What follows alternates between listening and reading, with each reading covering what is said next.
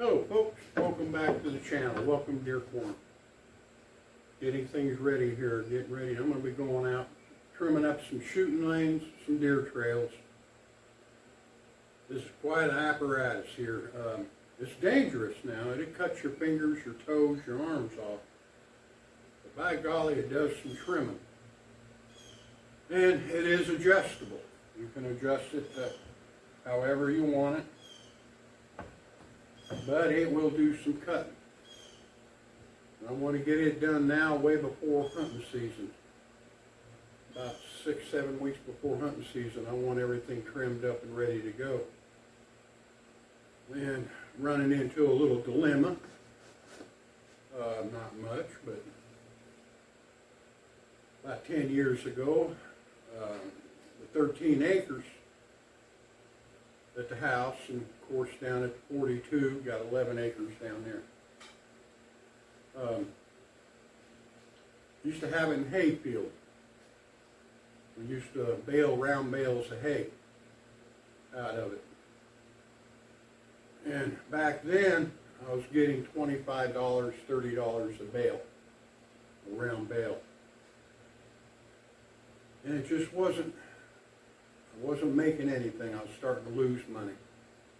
A lot of people don't realize how much agriculture, a farmer spends to get a crop out. They just don't realize the cost of a tractor, the equipment. Just like hay, baling it. And not only baling it, you don't leave it on the ground. You gotta have a trailer or tractor, some way to get it out. Then you restack it. Same thing with your grain and everything. There's a lot of cost.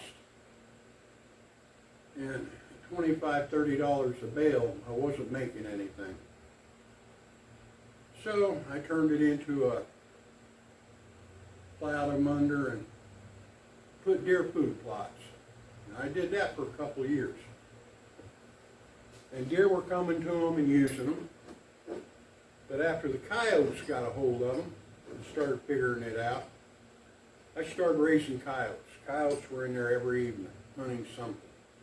Whether it was rabbits, mice, deer, whatever, the coyotes were there.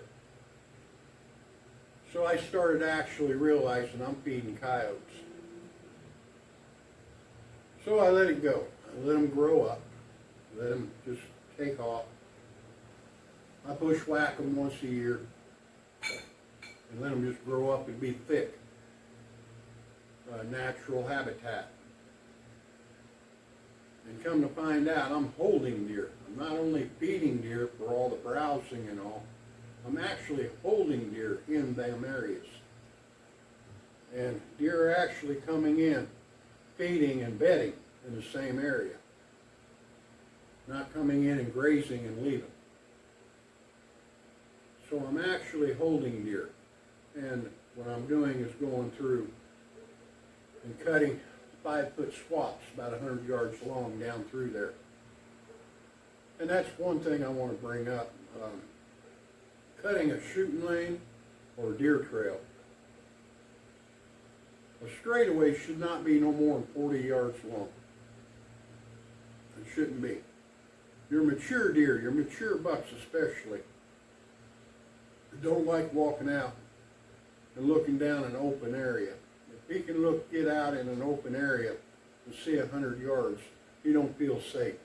He's going to jump over to the other side and walk the edge, catch wind of a doe going up and down it. Very seldom during the day you'll see a mature buck walk down open shooting lane. They just don't do it. They just don't feel safe. They can see a long distance down through there.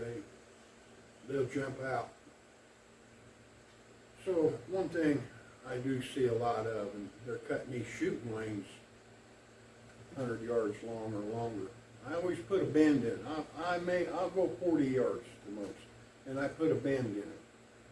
I'll bend it. So that when that mature buck steps down in there, he don't see that long distance down through there. So he feels more safe, more secure when he's out in it. And then again, the placement of your stand. is a very key element, especially on a shooting lane. See, whether you shoot right-handed, left-handed, you shoot a bow or a gun, you have to be careful on the placement of your stand. And I notice a lot of YouTubes, a lot of videos. They want to face straight up, straight down it. And I know very few hunters, experienced hunters, that shoot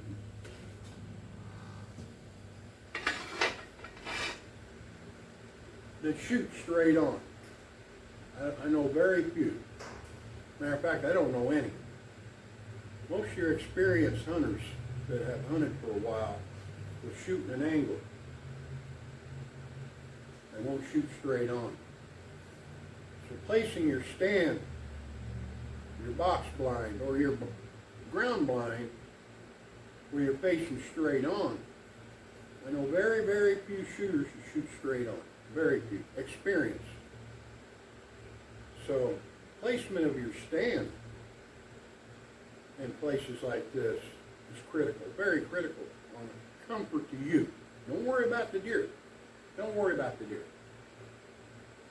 You got to worry about your comfort. The more you're comfortable of shooting, the better off you're going to be. The better off your placement of your shot's going to be.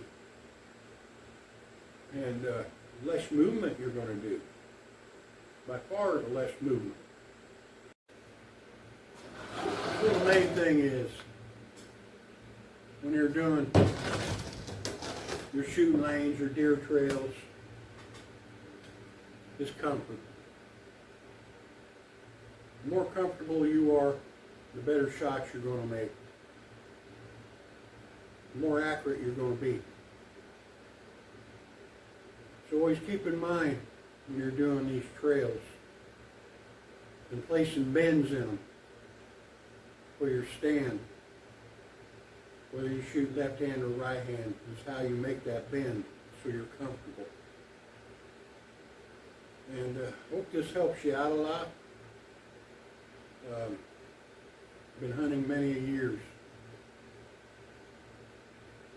and experienced a lot of hunting in a lot of situations.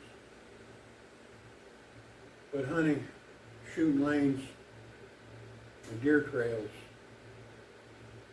is it's hard to do. I'm going to tell you right now, it is hard to do. And placement of them takes a little work. Just don't go out and start cutting them open. So I hope this helps you out a little bit. And hope to see you again. Like I say, go ahead, subscribe, leave me a comment. I'll get back with you. And I hope to see you out in the field. You all have a good day.